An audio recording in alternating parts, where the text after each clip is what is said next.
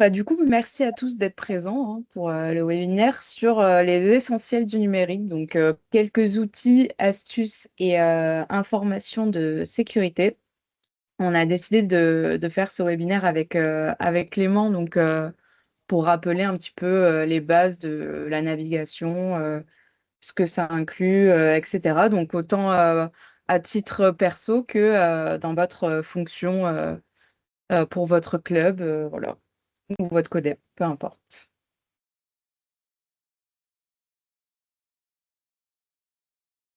Donc, un court sommaire pour commencer. Donc, comprendre Internet, les bases de la navigation, les outils pour les clubs PGV, les indispensables de la sécurité numérique, et il y aura un temps de questions-réponses si besoin. Hop, donc je vais directement vous montrer en direct. Vous aurez un support qui rappelle tout ce qu'on va voir ensemble aujourd'hui. Alors, déjà pour commencer, qu'est-ce qu'un navigateur? Donc, un navigateur, en fait, c'est un logiciel installé sur votre ordinateur ou une application, c'est la même chose, qui est en fait une porte d'entrée vers Internet. Donc, on a par exemple Google Chrome, donc qui va vous permettre d'accéder à Internet. Mais il en existe plein, hein. Sur Microsoft, il y a Edge, il y a sur Mac, il y a Safari. Voilà, il existe plusieurs navigateurs comme ça.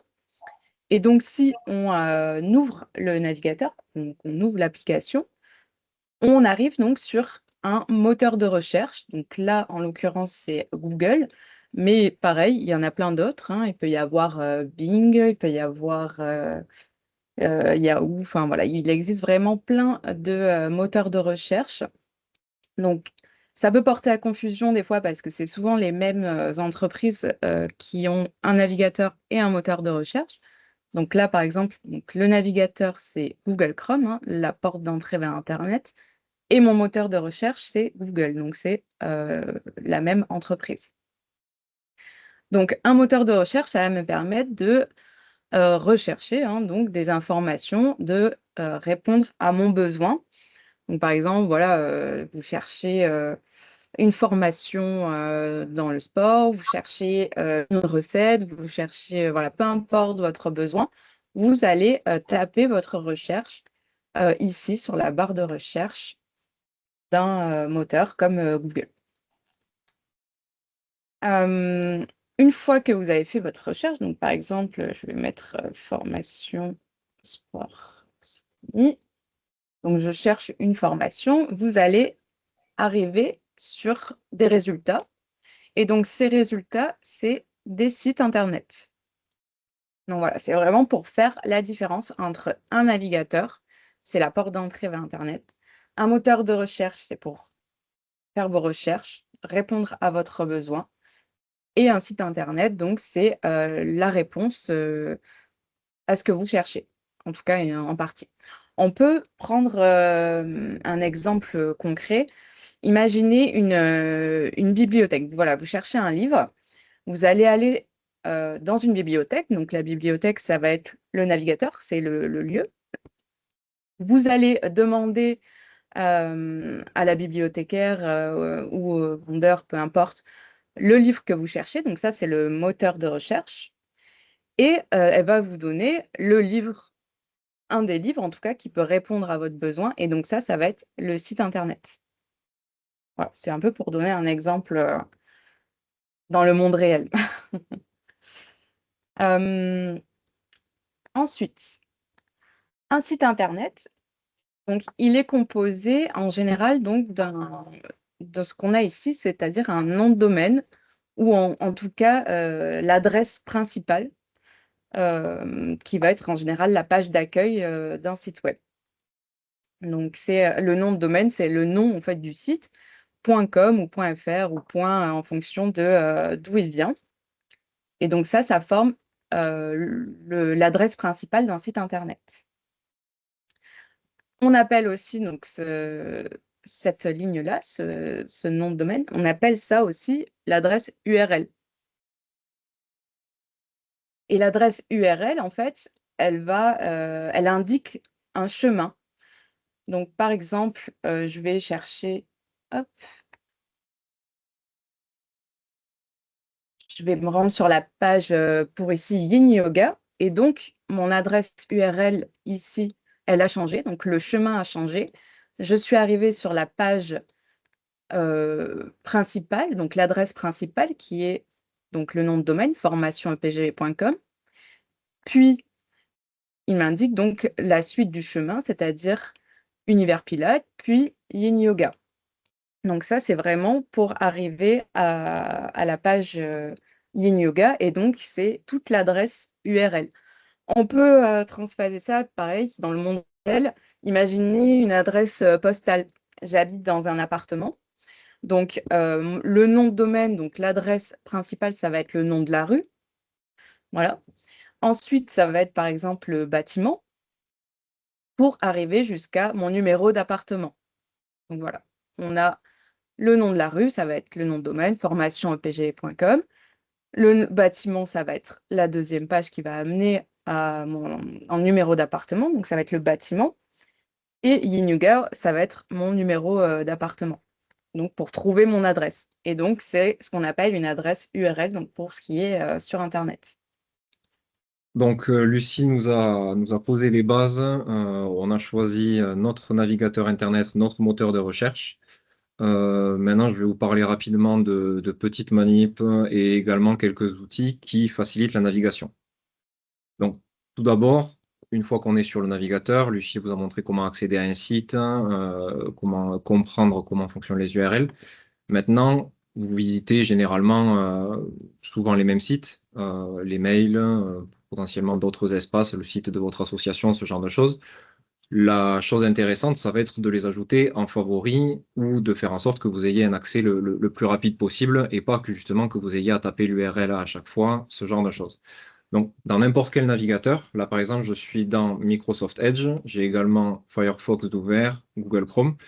Ça va se passer à peu près pareil partout, sur n'importe quel site. Donc là, on va aller sur ffepgv.fr, pourquoi pas.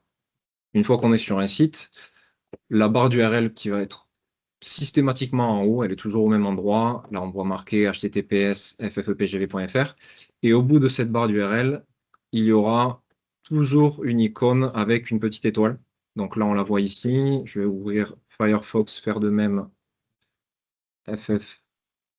ffepgv. Et on voit également qu'il y a, bon, il y a d'autres icônes, mais on retrouve, ils ont repris le même icône d'une petite étoile. Le seul différence, c'est que d'un site à l'autre, ça va s'appeler favori, ça va s'appeler marque-page, signé. Ça fait la même chose. Une fois qu'on est là, en fait, une fois qu'on va sur le site qui nous intéresse et auquel on veut accéder facilement, on cliquera sur cette étoile. Il nous dira que le favori a été ajouté. On peut éventuellement changer le nom. Et ensuite, ce qui est important, ça va être de choisir où est-ce qu'on le met. Donc là, automatiquement, c'est ce qui est le plus pratique, qui se met dans la barre de favoris.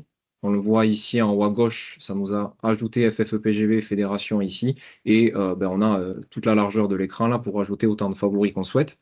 Si jamais on a une barre de favoris qui est pleine, on a la possibilité d'ajouter tout un tas de dossiers différents où on peut avoir un nombre illimité de favoris. Après, bon, plus il y en a, moins ils sont faciles d'accès. On perd un peu l'intérêt d'avoir les sites principaux, vraiment ceux à quoi vous accédez, je dirais, tous les jours quand vous allumez l'ordinateur. Au moins, tout sera ici, vous n'aurez plus qu'à cliquer dessus et voilà, c'est le vrai avantage. Donc là, c'était pour Edge. Je vous montre également sur Firefox, ça ressemble, c'est exactement pareil. On clique sur l'étoile. Ça s'appelle différemment, ils appellent ça barre personnelle au lieu de barre de favoris. Par contre, ce qui est intéressant, c'est que là, on voit qu'elle n'est pas affichée. Donc, emplacement barre personnelle, on enregistre, sauf que on voit que c'est pas apparu. Et ça peut arriver sur vos navigateurs. Très facile, il va falloir faire un clic droit dans la barre du navigateur tout en haut, en plein milieu. Et on voit ici barre personnelle qui en effet a un paramètre où elle est notée qu'elle n'est pas affichée. Donc, toujours affichée, elle apparaît et on a bien notre raccourci de FFEPG. Voilà. C'est assez intéressant de le faire, c'est à faire qu'une fois, vous mettez tous vos favoris, vous ouvrez un nouveau site, vous l'ajoutez ici, et au moins vous aurez tout d'un coup. Ça évitera de chercher à chaque fois dans Google ou n'importe quel moteur de recherche pour accéder au site qui vous intéresse. Voilà. Ensuite, je vais parler des types de fichiers. Alors, On enchaîne sur un sujet un peu différent, mais c'est important quand même d'avoir quelques notions, et on le reverra aussi peut-être dans l'onglet sécurité quand Lucille va en parler.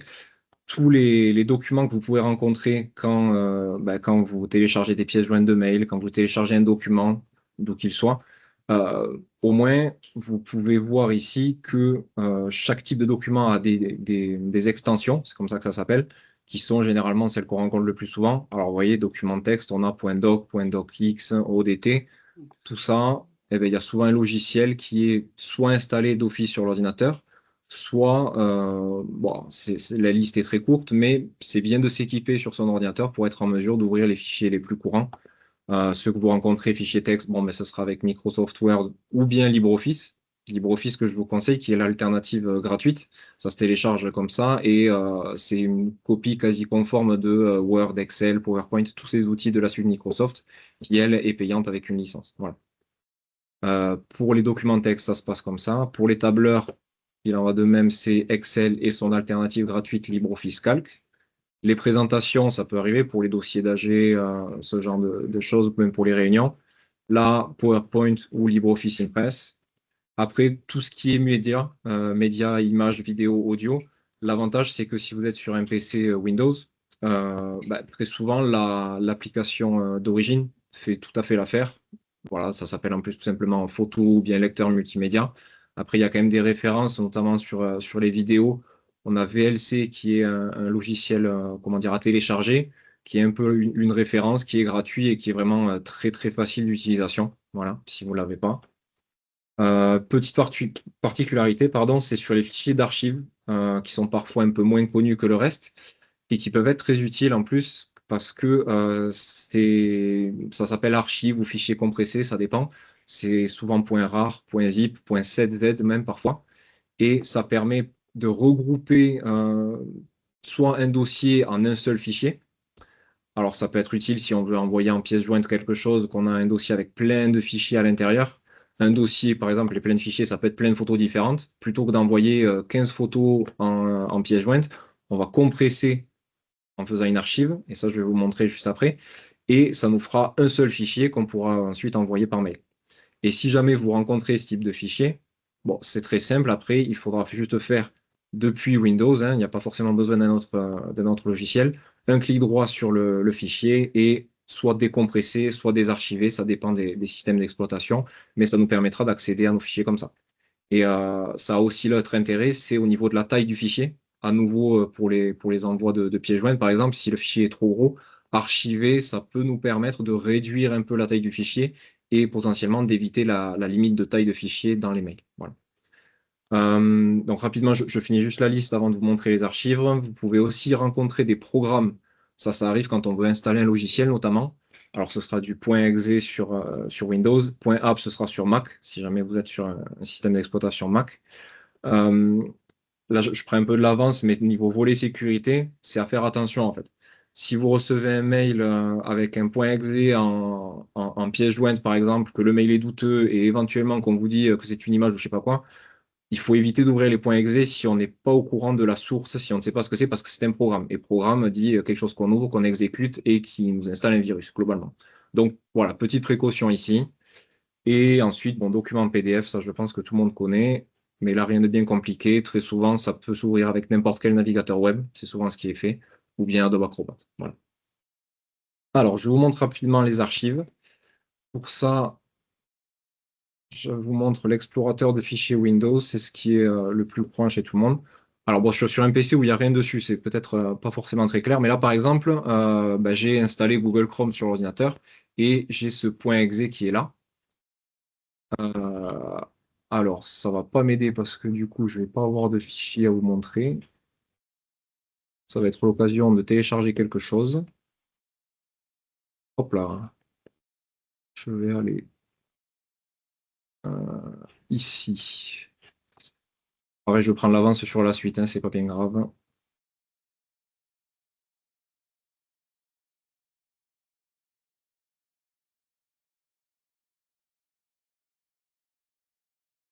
Ah bon, peu importe. Je vais télécharger ça, pourquoi pas. Voilà. Alors, donc, je télécharge un fichier, ça aussi, ça va dans les téléchargements. Et donc, on a un PDF. Bon, celui-ci est pas bien gros, mais c'est pas grave, on peut quand même montrer la chose. Si je fais un clic droit dessus, je vais normalement pouvoir compresser dans un fichier zip. Voilà, c'est marqué ici. Et il va créer, bon là, il me propose de le renommer, mais ça m'a créé son alternative en fichier compressé, dossier compressé, il a appelé ça. Comme je le disais, vous voyez, il a économisé un peu de taille. Bon, là, c'est pas énorme, mais là, au moins, ça permet d'avoir quelque chose qui est plus propre parfois à envoyer par mail. Si j'en avais plusieurs fichiers, j'aurais pu sélectionner ces plusieurs fichiers, faire la même manip et avoir un seul fichier à envoyer par mail, par exemple. C'est encore une fois l'intérêt. Voilà. Ensuite, hop, et je vais vous parler maintenant donc, des outils qui facilitent un peu la navigation et l'utilisation de l'outil informatique. Alors, dans l'ordre, et après je vais vous montrer un peu certains en détail, on a un site internet qui s'appelle I Love PDF, qui est bon, 100% gratuit. Il suffit de taper I Love PDF et on y accède. Ça permet de travailler sur les fichiers, bon, à nouveau ici peut-être de les compresser, mais également de les transformer. Par exemple, on vous envoie un tableau en PDF. Ce tableau, ben, vous avez des modifications à faire. Vous allez sur ce site, vous chargez votre fichier, vous le transformez en fichier Excel. Pareil, si c'est un Word, vous le transformez en fichier Word, vous pourrez du coup le modifier de cette manière. Euh, et inversement, après, bon, si vous avez d'autres fichiers à transformer en PDF, vous pouvez aussi le faire avec ce site-là. Ensuite, ça c'est ce que vous avez peut-être aperçu quand j'ai téléchargé un fichier, on a quand même le site de la FFEPGV qui a une boîte à outils très très complète et malheureusement on se rend compte que les clubs ben, ne la connaissent pas toujours, donc c'est pour ça que je trouve qu'il est intéressant de vous la montrer aujourd'hui. Ensuite, on a Temp Mail. Alors là, il y en a plusieurs, mais celui-là, c'est l'outil voilà, que je recommande. Il est très facile à utiliser. C'est pour se créer une adresse mail temporaire. Alors, elle est vraiment très temporaire, hein. C'est une adresse mail qui dure quelques minutes. Et c'est concrètement pour éviter tout ce qui est courrier indésirable. Il y a aussi beaucoup de sites, par exemple, même les sites d'actualité maintenant, qui demandent absolument à se connecter avec son adresse mail, s'inscrire, tout ça pour au final nous envoyer tout un tas de pubs et autres choses dont on n'a absolument pas envie. Donc, on se crée une fausse adresse, on va dire, on s'inscrit avec cette adresse sur le site, et après, bon, ben, il n'y a plus à s'en occuper, cette adresse est jetable finalement. Voilà. Ensuite, donc des sites d'images et vidéos libres de droit. Donc on a Freepik, on a Pexel, c'est les principaux, ils sont assez complets. Et bah, ça, je ne sais pas si vous le savez, mais dès que vous faites comment dire, un support de communication ou alors que vous voulez décorer votre site internet, ce genre de choses, vous voulez mettre une image, on ne peut pas aller dans Google Images, taper le nom et la prendre comme ça parce que bah, il y a des droits d'auteur, hein, il y a des droits et c'est illégal tout simplement. Heureusement, on a ces bases-là qui sont libres de droit et qui sont très complètes. On peut faire des recherches par mots-clés et trouver quasiment n'importe quelle image. On la télécharge, on y a accès et on peut la diffuser, je dirais, sans limite, presque, pour au moins avoir des images sans voler les droits d'auteur, on va dire. Ensuite, bon, c'est un peu dans l'actualité, c'est important de les mentionner au moins. On a l'intelligence artificielle. Donc, on a mis ChatGPT, sûrement le plus connu. Il y a également Mistral AI. Il y en a une liste assez longue. C'est pas forcément utile d'en utiliser plusieurs, mais c'est bien de savoir que ça existe. Ça aide à travailler. Ça fait pas le travail à votre place. C'est ça qu'il faut faire attention. C'est comme, c'est comme Internet au début, quand on fait ses recherches, quand on va sur Wikipédia, il nous fait des recherches, ce genre de choses. Mais bon, il faut quand même vérifier les sources, il faut vérifier ce qu'il nous raconte, il faut croiser tout ça. C'est un outil pour aider. C'est un outil pour aider à faire votre travail, mais pas pour le faire à votre place. Donc, bon, on va pas passer trop de temps dessus, on pourrait y passer des heures, hein. Ça me permet de faire la promotion de notre événement Tandem le 6 et 7 juin, sur lequel il y aura un atelier. Si jamais ça vous intéresse, que vous voulez en savoir plus, n'hésitez pas. Et ensuite, très utile pour les associations aussi, c'est l'outil Canva, qui est donc un outil de graphisme simplifié pour créer des visuels. Il y a des forfaits gratuits ou payants, il y a des forfaits également préférentiels en tant qu'association et qui permettent d'avoir des comptes où on a accès quasi à tout gratuitement. Alors les conditions d'éligibilité, je les ai plus en tête, mais normalement n'importe quelle association peut se créer ça. Bah, Canva, c'est d'ailleurs sur l'endroit où on fait cette présentation pour le webinaire. Et bah, j'en profite tant qu'on est là pour vous le montrer. Vous voyez là par exemple, on a fait une présentation de type PowerPoint sur Canva. Et ça va être ça l'avantage, c'est qu'on peut faire ça sur Canva, mais je vais retourner donc sur l'accueil, voilà. On peut avoir tout un tas de types de documents. Donc là, c'est les derniers documents utilisés. On a par exemple un PDF, un document texte, un autre traitement de texte pour un dossier d'AG, par exemple. Tout ça a été fait à cet endroit-là. C'est un peu l'avantage et l'alternative par rapport à Word, par rapport à PowerPoint, ce genre de choses, c'est que tout est au même endroit. Et c'est quand même beaucoup plus intuitif. Je ne sais pas si vous travaillez régulièrement sur Word, sur PowerPoint ou autre, mais on a très souvent les objets, les images ou autres qui se superposent. On en attrape un, ça fait bouger l'autre, etc. C'est vraiment pas très intuitif. Là où Canva est bien plus moderne et c'est beaucoup plus visuel. On clique à un endroit, on sélectionne quelque chose, bon, ben, ça va faire exactement ce qu'on attend finalement. Voilà. Donc, je ne monte pas en détail. On a également des formations sur ça, mais c'est bien de savoir que ça existe. L'outil Canva qui est vraiment très vaste. Ensuite, dans les outils, ce que je voulais vous montrer, c'était voilà, c'était celui-ci. Je reviens en arrière. Sur le site FFEPGV, vraiment ffepgv.fr, il y a tout un espace dans lequel on a tous accès avec notre licence. En fait, on peut se connecter. Là, je suis déjà connecté, mais tout en haut, ici, on a un bouton de connexion qui permet de nous connecter avec l'adresse liée à la licence. Et bon, voilà, il me donne un peu de détails. Et en fonction du type de licence, vous avez différents espaces. Voilà, normalement, les licenciés classiques, on va dire, ils devraient avoir que espace membre. C'est là où on récupère notamment le reçu fiscal, ce genre de choses, sa licence également.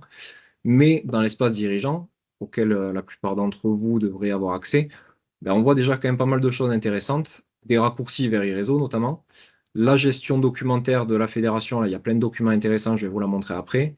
Et après, bon, ben, d'autres espaces que je vous montrerai aussi. Donc, dans gestion documentaire, c'est surtout celui-ci. Voilà, alors la présentation, c'est pas la plus facile pour naviguer, mais notre fédération nous met à disposition tout un tas de documents. Donc voilà, relatifs à la vie associative, des fiches pratiques dirigeantes, des kits de rentrée avec donc voilà qu'est-ce qu'ils ont, le bordereau de création de licence, le guide du club, tout un tas de documents utiles.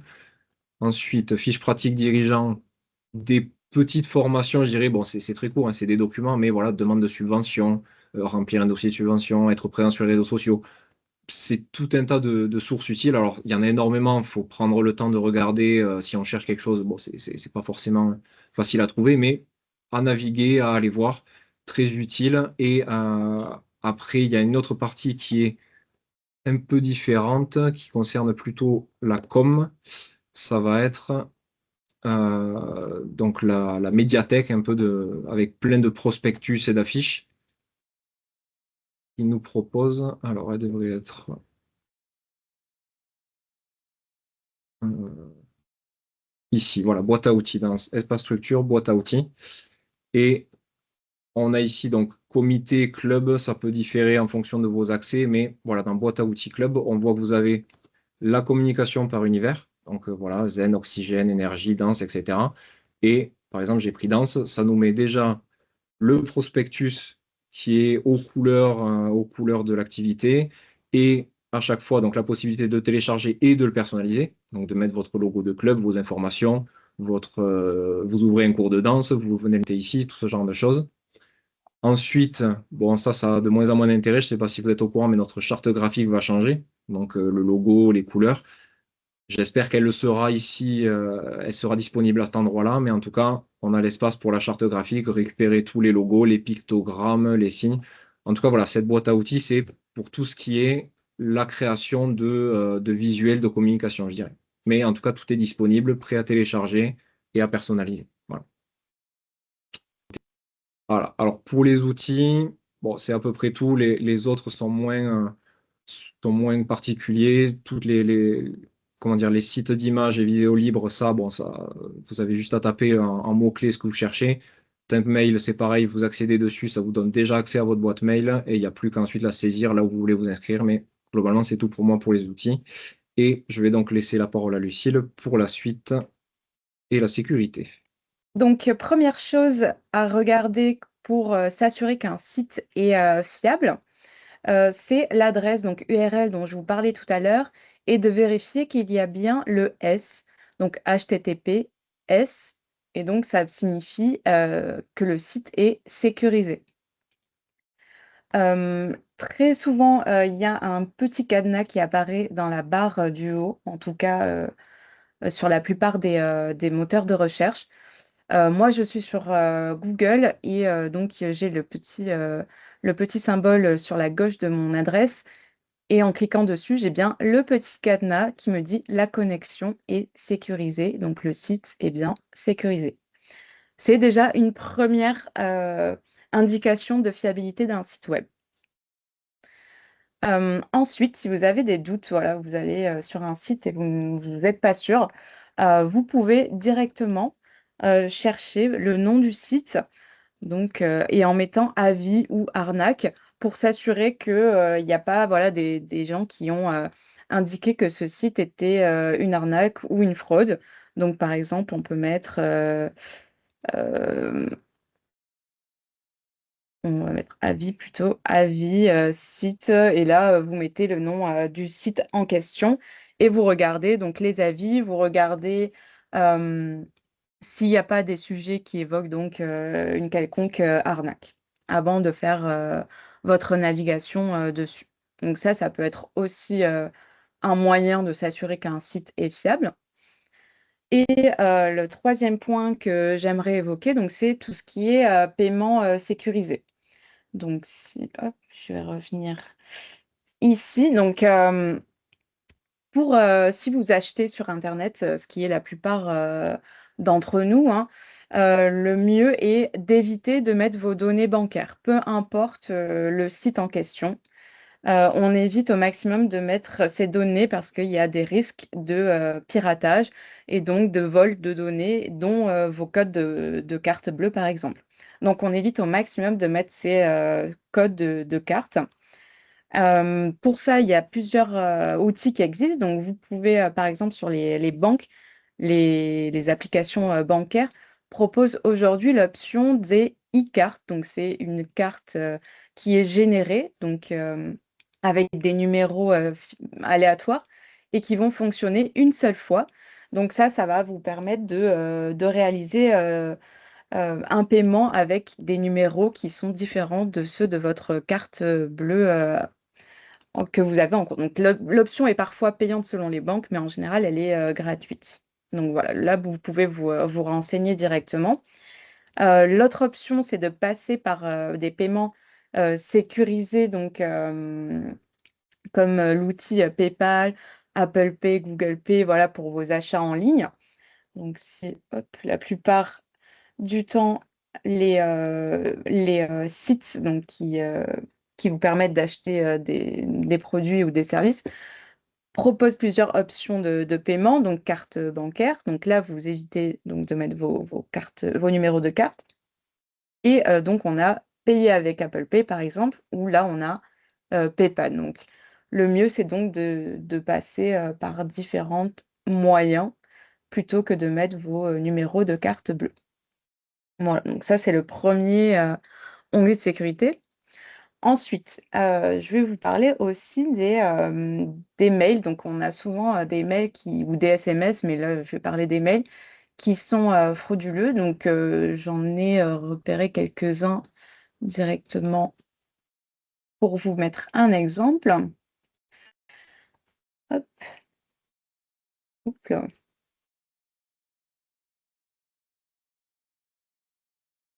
Voilà. Hop. Donc, j'ai enregistré un mail qui était donc un spam ou une fraude. Donc, on a, pour repérer ça, on voit que déjà le titre est un peu différent de ce qu'on a l'habitude de voir. On a l'adresse qui est complètement différente du sujet, donc qui n'a rien à voir avec cloud ou peu importe ce que c'est. Donc vraiment, l'adresse mail est complètement différente. En général, c'est même des adresses mail à rallonge. Donc, au lieu que ce soit, je ne sais pas moi, cloud.com ou si on a epgv.fr ou quoi, ça va être une adresse complètement différente. Ensuite, la deuxième chose à faire attention, c'est le sujet. Donc déjà, on a le re, donc ça veut dire que ça a été une réponse ou que ça avait été transféré si on a le TR. Et on a par la suite un sujet, enfin un objet, pardon, qui est assez pressant, donc insistant. On a essayé de vous contacter à plusieurs reprises, nous n'avons reçu aucune réponse, toutes vos données vont être supprimées. Enfin voilà, c'est en fait cet effet d'urgence qui est généralement mis dans les fraudes, dans les emails frauduleux et dans les spams. On a aussi donc tout à la suite, hein, voilà, ID Balk 319, voilà, ce qui n'a rien à voir avec donc le site en question. Ensuite, donc là, j'en ai pas repéré énormément, mais on a quelques fautes d'orthographe. Donc le sur, on a un accent qui est différent. Voilà, enfin, en général, il y a quelques fautes, même si maintenant c'est de plus en plus difficile. Ils essayent quand même de faire attention aux fautes d'orthographe. Mais voilà, en général, c'est des moyens de voir si un site est un spam ou une fraude. Donc pour ça, une fois qu'on a repéré, on s'est dit, l'email me paraît étrange. euh, on évite de cliquer, on le signale directement en spam. Donc si je vais sur ma boîte mail pour vous montrer, je vais aller sur la boîte mail. Là, donc, je suis sur Google et donc, normalement, si je le sélectionne, je vais pouvoir donc le déplacer vers les spams ou vers la corbeille directement. On supprime, on n'ouvre pas, on évite de cliquer sur un lien, voilà, on le met directement dans les spams ou à la corbeille. Pour éviter d'avoir des spams, du coup, on refuse toujours des cookies. Alors, les cookies sur les sites internet, qu'est-ce que c'est? Eh bien, en fait, c'est pour vous indiquer que le site va prendre des données, des informations sur votre identité, sur vous. Donc, ça peut être votre nom, votre prénom, votre adresse email. Généralement, c'est ce qui est le plus donné. Et ça peut être aussi vos numéros de téléphone en fonction des sites. Donc, si je vais, par exemple, chercher une recette, donc, hop, je vais rechercher une recette. Je prends le plus courant parce que c'est un qui sort généralement. Hop, pas cuisine. Voilà, hop, je vais prendre cuisine à Z. Et donc là, il me dit, donc il y a des cookies, il faut que j'accepte pour accéder au site. Et si je ne veux pas de cookies, il faut que je m'abonne à 99 centimes. Donc là, première chose à faire, on ne s'abonne pas, hein. On n'accepte pas non plus les cookies parce que ça veut dire que vos données vont être donc transmises à 323 autres sites qui vont vous envoyer des mails, qui vont vous contacter par SMS ou vous appeler directement s'ils obtiennent vos données. Donc, le mieux, c'est d'aller sur des sites qui n'en proposent pas, enfin, qui proposent l'option de refuser les cookies sans devoir payer, quoi. Est-ce que, par exemple, celui-ci, voilà. Donc là, en bas, j'ai un bandeau, je ne sais pas si vous voyez bien. J'ai un bandeau avec écrit cookies et là, je peux refuser. Donc, je peux accéder au site sans avoir ni à payer, ni à accepter les cookies. Donc, voilà. Ça permet aussi d'éviter donc les fraudes, les spams, etc. Donc, faites bien attention à ça. Dès que vous pouvez, vous refusez les cookies pour pas que vos données soient transmises, que vous autorisez en fait un site à donner vos données personnelles à plein d'autres organismes, que ce soit des arnaques ou que ce soit des sites qui vont juste vous envoyer des pubs. Voilà, ça évite déjà tout ça. Ensuite, l'autre sujet de sécurité que j'aimerais aborder, hop, ça va être les mots de passe. Donc, pour sécuriser un compte, lorsque vous créez un compte sur un site ou peu importe, vous allez choisir un mot de passe. Donc, en fonction du mot de passe, ça va être plus ou moins sécurisé. Donc, le plus simple pour être sûr qu'il n'y ait pas de problème de mot de passe, c'est d'utiliser au moins 12 caractères, donc que ce soit assez long et que ce soit le plus varié possible entre les majuscules, les minuscules, les chiffres, les symboles. Ensuite, ça va être de jouer sur l'originalité. Donc, on n'utilise pas un seul mot de passe pour plusieurs sites. Il faut vraiment faire attention à ça. Pourquoi? Parce qu'en fait, il suffit, encore une fois, qu'il y ait un vol de données, et ce qui arrive quand même très souvent, sur un site où vous avez un compte. Ils vont récupérer donc votre adresse mail et votre mot de passe. Ils vont peut-être l'essayer sur d'autres sites et si vous avez mis le même, eh ben, du coup, banco, ils peuvent accéder à plein d'autres sites. Donc il faut, varier les mots de passe autant que possible. Pour ça, vous pouvez utiliser directement un gestionnaire de mots de passe intégré à votre navigateur. Donc par exemple, c'est le cas pour, Google, hein. Moi, je suis sur Google, donc je l'ai directement ici, donc mot de passe et saisie automatique, gestionnaire de mots de passe. Donc en général, quand vous rentrez une adresse mail et un mot de passe, un nouveau compte, il vous demande de l'enregistrer dans le gestionnaire. Si ce n'est pas le cas, si vous voulez avoir un seul outil pour tous vos mots de passe, et donc autant sur téléphone que sur ordinateur, vous pouvez utiliser d'autres outils qui sont gratuits, que je vous ai mis là. Donc c'est soit une application sur votre téléphone, soit une extension, donc un petit logiciel que vous installez sur votre navigateur. Donc c'est soit Bitwarden, soit KeePass, qui sont des gestionnaires de mots de passe, où en fait il faut un seul mot de passe pour accéder à tous vos mots de passe. Voilà. En fait, donc vous avez en gros ce qui est intéressant dans ces logiciels, c'est que vous devez vous souvenir que d'un seul mot de passe pour pouvoir accéder à tous les autres. Et donc ça peut se retrouver sur votre smartphone, sur votre ordinateur, donc c'est aussi pratique. Sinon, vous pouvez utiliser ceux qui sont déjà comme Google, comme je vous ai montré. Hop.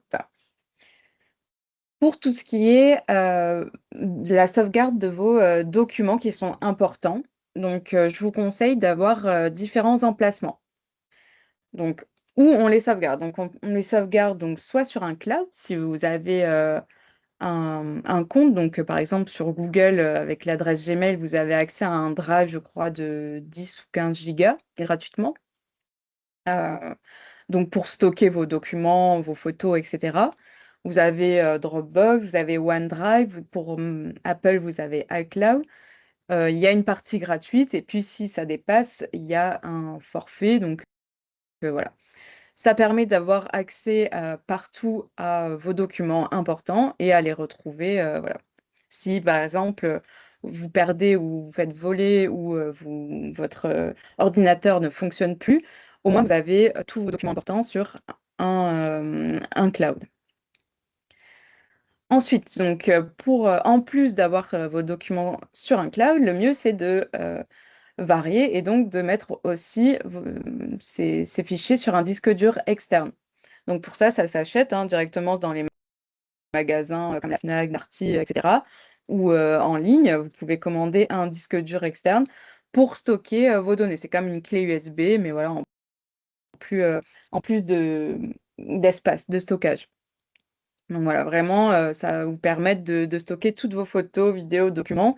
Et donc, euh, et donc voilà.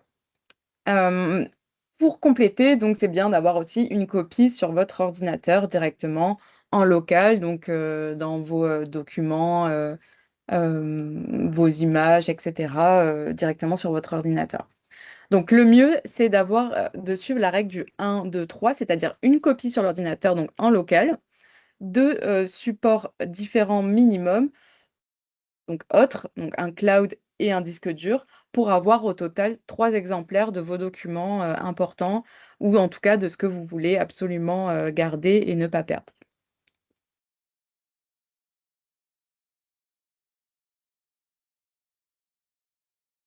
Hop, donc à retenir pour tout ce qu'on vient de dire, c'est donc un navigateur, donc ça permet d'aller directement sur Internet. Un moteur de recherche, ça sert à trouver des sites web.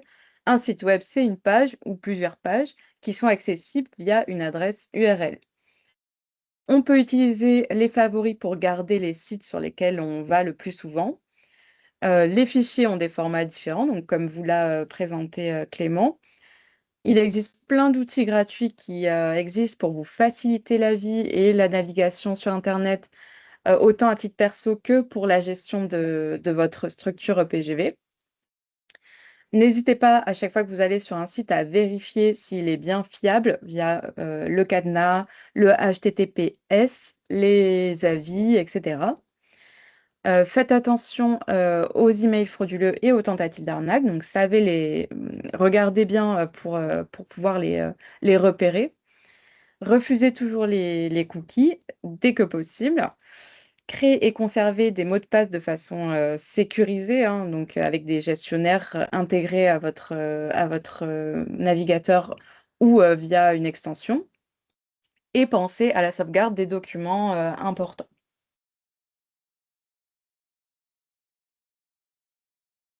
Alors, si je comprends bien, vous avez déjà rentré vos numéros de carte sur un site pour faire un paiement.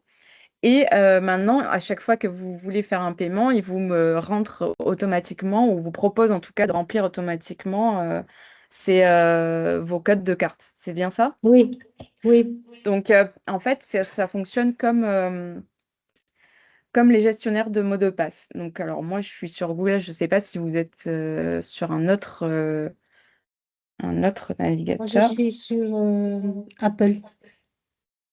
Oui, mais c'est Google aussi. Alors, ça dépend. Mais par exemple, pour Google, là, si je reviens, là, j'ai mode de paiement. Vous voyez? Donc, Ah, sur les trois petits points, là, je suis allée sur mot de passe et saisie automatique et j'ai mode de paiement. En d'accord. cliquant dessus, je peux gérer les modes de paiement que j'ai enregistrés, dont par exemple les numéros de carte bleue. Oui, Donc voilà, par exemple, là, vous pouvez tout supprimer et donc tout décocher directement. d'accord. Ça va voilà, en gros, il vous proposera plus de remplir automatiquement avec vos codes de carte. D'accord. Très bien. Et c'est Après, pareil sur Merci. Safari. Vas-y, Clément.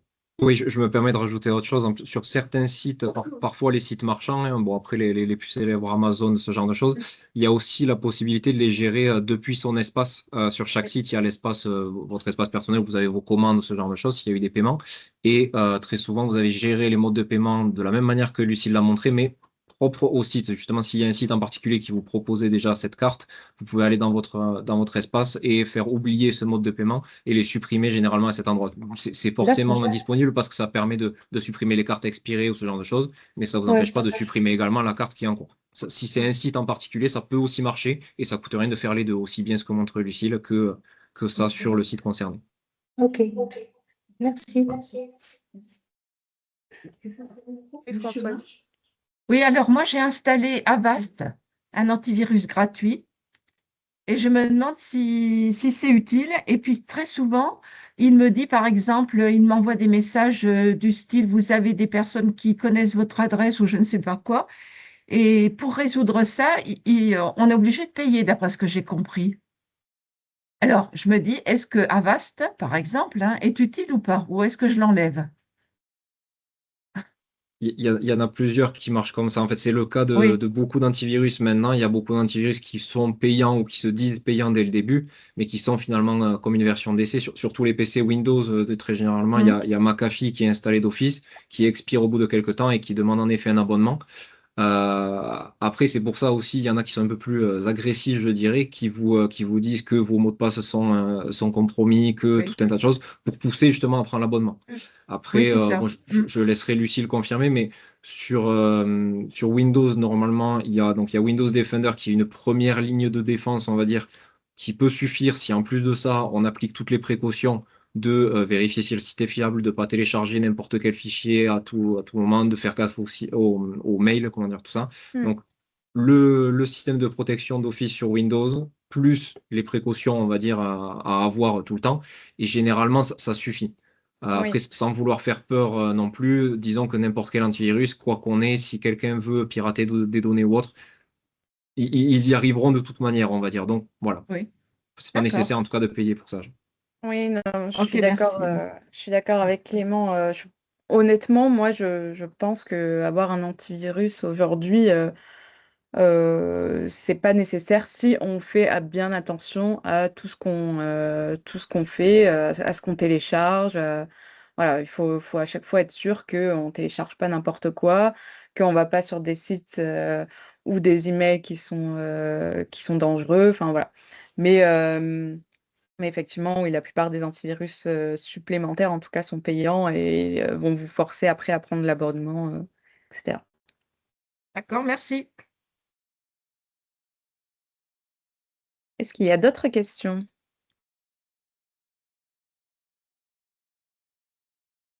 Il y a eu une question et dans la discussion à laquelle j'ai répondu, mais je pense que c'est assez intéressant de le dire aux autres. C'est pour en revenir aux cookies. C'est vrai qu'on l'a pas dit, mais il y a aussi la possibilité, bon, si ça arrive, hein, vous avez accepté des cookies ou alors ils se sont acceptés tout seuls, peu importe. Il y a aussi la possibilité de les supprimer une fois que c'est fait, qui permet un peu de revenir en arrière. D'un navigateur à l'autre, surtout sur le PC, ça se passe un peu différemment, mais on peut aller dans les paramètres du navigateur et effacer les cookies et données de navigation, parfois ça s'appelle. Après, bon, ça peut faire peur vu qu'il y a marqué effacer vos données ou autre. C'est pas un risque quand on est sur le navigateur. Seul risque qui peut arriver, c'est que ça peut oublier certains mots de passe à enregistrer. Mais au moins, si jamais vous avez fait l'erreur, entre guillemets, Ouais. d'accepter des cookies un peu partout, ça peut être une solution un peu pour rattraper tout ça. Voilà. Ouais, je vais partager mon écran pour montrer. Donc, moi, encore une fois, hein, je suis sur Google, mais ça doit être sensiblement la même chose. Hop, si je vais, bon, je vais retourner dans mode de paiement. Dans les paramètres, je vais avoir dans confidentialité et sécurité la possibilité donc de supprimer des données de navigation. Et donc là, par exemple, pour Google, je peux choisir donc de supprimer mon historique, les cookies et après tout le reste en fonction, voilà, je choisis les données de saisie automatique, etc. Et je fais supprimer. Voilà, donc ça permet directement de supprimer les cookies que vous Ça, avez. ça, on le fait qu'après, donc du coup. Bah, si c'est déjà trop tard et que vous avez accepté des Ouais, cookies. d'accord. Ouais. Ce qu'on remarque quand même, c'est que pratiquement tous les sites de maintenant, enfin tous les sites, utilisent les cookies, hein. Alors, c'est obligatoire. Ah, c'est obligatoire, C'est d'accord. Ouais. obligatoire. Alors avant, c'était déjà le cas, hein. Les sites Ah, utilisaient des cookies, sauf qu'en fait, on ne vous prévenait pas. Donc, c'était. oui, Voilà. Maintenant, ce qui est devenu obligatoire, c'est de prévenir. Donc, d'avoir le bandeau pour vous dire qu'il y a des cookies et la possibilité d'accepter ou non. Avant, c'était d'accord. d'office le cas. En fait, voilà, vous arrivez D'accord. sur un site, Mhm. obligatoirement, vous acceptiez tous les cookies. Donc là, maintenant, c'est devenu obligatoire de choisir. Et donc, il y a des cookies qui sont essentiels en fait au bon fonctionnement du site. Donc, en gros, chaque site internet euh, est analysé par la suite pour voir, par exemple, le nombre de visites, par Mhm. exemple. Euh, et pour ça, on a besoin de cookies, donc, qui sont obligatoires et qui sont essentiels au bon fonctionnement du site. Ouais. Mais la plupart, en fait, des sites web proposent d'autres cookies qui prennent vos En données. Et du plus, coup, c'est ouais. ceux-là qu'il Ouais. faut refuser, Et en quoi. fait, ils se font rémunérer là. Ah bah oui, Voilà, c'est ça. c'est, Parce que la Fédé aussi utilise des cookies, hein. oui, mais tous les sites, hein, tous Voilà. les sites, Ouais, hein. parce que j'ai vu que c'était et le bandeau y était au fond. Ouais. Oui, oui, oui, c'est obligatoire, oui, oui. C'est obligatoire. C'est ce Ouais, que je ne savais pas, que c'était obligatoire en fait. ouais. C'est obligatoire de Merci. prévenir, ouais. Ouais. Oui, et en plus de ça, sur certains sujets, alors il y en avait notamment Canva, il y avait également l'IA ou autre, Mm. on propose aussi des formations sur des formats plus longs, Oui. alors pour dirigeants et autres, hein. Mais surtout sur la com, il y en a quand même pas mal au calendrier, et si jamais vous avez besoin d'autres formations dans ce type-là, on en programme quand même assez dans l'année. Elles sont toutes disponibles sur notre site internet, normalement formationepgv.com. Et surveillez aussi vos mails dans les newsletters, ça arrive assez régulièrement. Voilà. Sinon, il y aura également la rediffusion de ce webinaire qu'on vous enverra, ainsi que le support sur lequel on s'est basé. Mais s'il n'y a pas d'autres questions, je pense qu'on va pouvoir clôturer, Lucille. Oui. Merci en tout cas de votre présence. Ouais. Merci à tous pour votre présence. Merci à vous. Merci beaucoup. Bonne journée à tous. Au revoir. Bonne journée. Merci. Au À vous revoir. aussi, bonne journée. Au revoir. Au revoir.